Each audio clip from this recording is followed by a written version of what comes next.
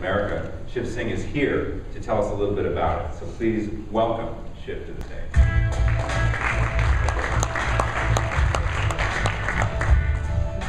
So I have 10 minutes. I've never spoken for just 10 minutes. So it's like, I'm a slow speaker. It's going to be wild, these 10 minutes for me. So bear with me, it should be fun. So I'm going to talk about the Pepsi Refresh project in detail. How many of you know about it? Great, we've done our jobs. I feel I can leave the stage right now, actually. In all seriousness, I've broken this presentation up. Yeah, 10 minutes, but it's in 4 parts already. The philosophy, the results, we all care about that stuff, the story, and then 2011. So quickly on the philosophy first. Fundamentally, as marketers at Pepsico, we believe our business grows when we create value. And when we move away from, and you're ready for some Pepsico talk, just news, novelties, and LTOs, limited time offers, and promotions, and sponsorships, basically in a sense a very transactional relationship, to one with our consumers where it's more deeply about human connections, engaging consumers meaningfully, driving purchases first from our brand loyalists and then spreading out, and then always looking for new lines of revenue. So that's the first sort of core philosophy point that drives the Pepsi Refresh project. The second thing, a deck is not complete with a Venn diagram, so here's mine. We saw something really special in bringing together the worlds of brand marketing, the worlds of cause marketing, and the worlds of digital marketing, and that's what the Pepsi Refresh project is at its heart. A key thing for me to mention is that the Pepsi Refresh project is not a corporate philanthropy effort.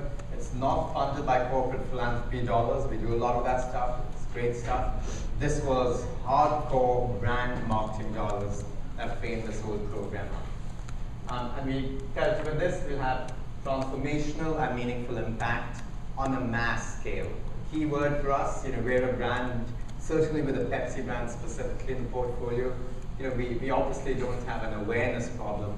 We need to have a different kind of impact and influence with our consumers. So that's the philosophy. I hope everyone's still awake after that. So let's talk about 2010. So the program started in February, March 2010. It ran through 2010. It's now in 2011. We're actually building it out. The main launch is in a few weeks' time, and then it'll stretch through 2011. So a few results, and then I'll explain the program.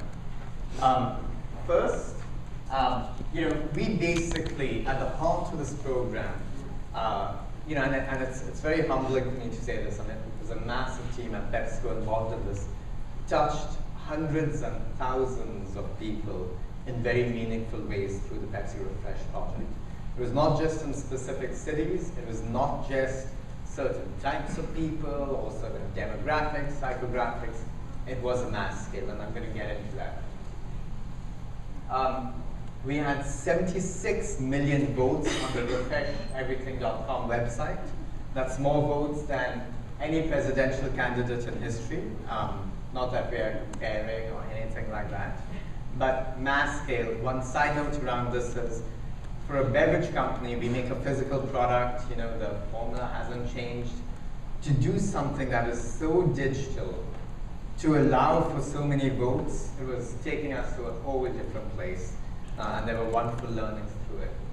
Another key fact, there were 183,000 ideas started. So the way this worked is, anyone across the country could submit an idea, everyone else voted on the ideas, the best ideas got funding, and then were brought to life, and we actually helped them come to life. 183,000 ideas were funded, were started. More tryouts than American Idol. Why is this interesting? I mean, I like American Idol, but that's not the reason. There's another very interesting thing about this.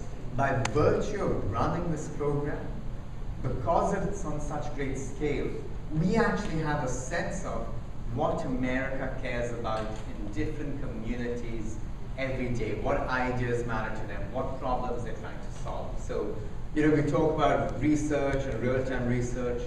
A side benefit is we're learning an immense amount. It's sort of like the social pulse of America through this initiative. We have 100,000 grantees. These were people who actually won their grants. They're from all over the country. It's very interesting with our mobile app.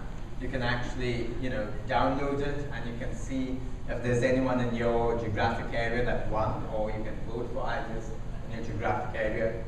It literally hit, okay, not exactly the whole country, but the winners will certainly come all over. And then that leads to the story. And before I get into the story, because one key slide I did not include, but I can talk to, I just can't have it on paper, is it did very strongly move our brand health and our brand equity metrics. So this program wasn't done just to get votes, just to fund, just to feel good, just to have a great case study. It moved the business forward, and that's at the heart of why we're doing this program again in 2011. So now let's unpack this a little bit and go deeper into it. So Dockers, if we could go back for a second. So that's what, go back. Oh, there you go. So the core program was every month we were giving $1.3 million away to causes that impacted communities in a positive way. Anyone could submit an idea for the money. The ideas that got the most votes got the money, we had to bring it to life. Very simple program. That's how it started. Something interesting happened as we went through this. A few months off, and that was the main site as it looked, ideas and categories, all that fun stuff. As we went through this, through the course of the summer, we started to create specific shopper extensions for our customers. So, we're all about, and our customers, that's Pepsi language again, that's the Walmarts of the world, the Gristidis, our retail partners through whom we sell. We created customized versions of a program for them, for their consumers in their local markets. But then we did something else that was even more interesting. We did specific celebrity and Major League Baseball extensions, and this is how it played out. We had a few teams identify a charity that mattered the most to them and compete with each other to get the most votes for their charity. And whoever got the most votes ended up, that charity got funded. It was fascinating because, so this is what it looked like, and you had, all the Yankees fans were supporting the Yankees charity, all the Red Sox fans were angry that moment because they were losing, but they were supporting the Red Sox charity and so on.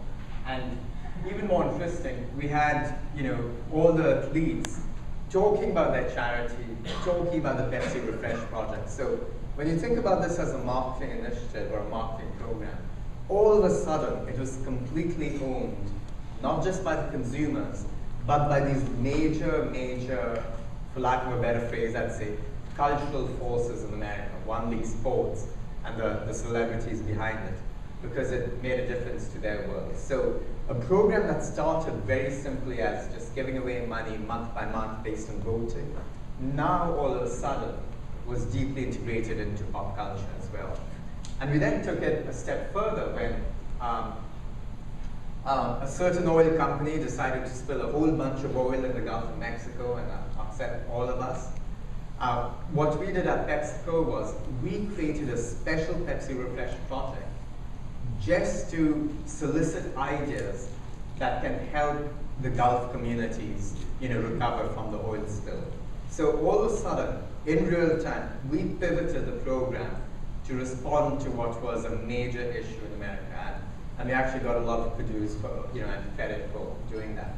Key message again, a program that started very simply just grew and grew into a meaningful, mass-scale platform. One could even argue or make a case that the Pepsi Refresh project, in of itself, has become a sub-brand, you could say. And that's what the vote to refresh the Gulf site looks like, the votes and the ideas. So 2011, and I barely have a minute and a half. Let's see if I can fit it in. What are we doing now? A few things. One is we're going to have a lot more fun with it. So in 2010, we had to prove to the world that we were serious about this. A lot of people said, they're going to do this for a few weeks and they'll get distracted, they'll move on to something else. They're doing it just for the headlines, they won't actually give away the money, they won't be committed to it. We've proven it. We're fortunate to be in the position where we have the credibility now that we can have a lot more fun with it. So you're going to see that in the coming weeks and months. Second thing is, we figured out our ingredients for success. We're building on the momentum from 2010. We are focusing even more sharply on millennials, because they've really gravitated to the program.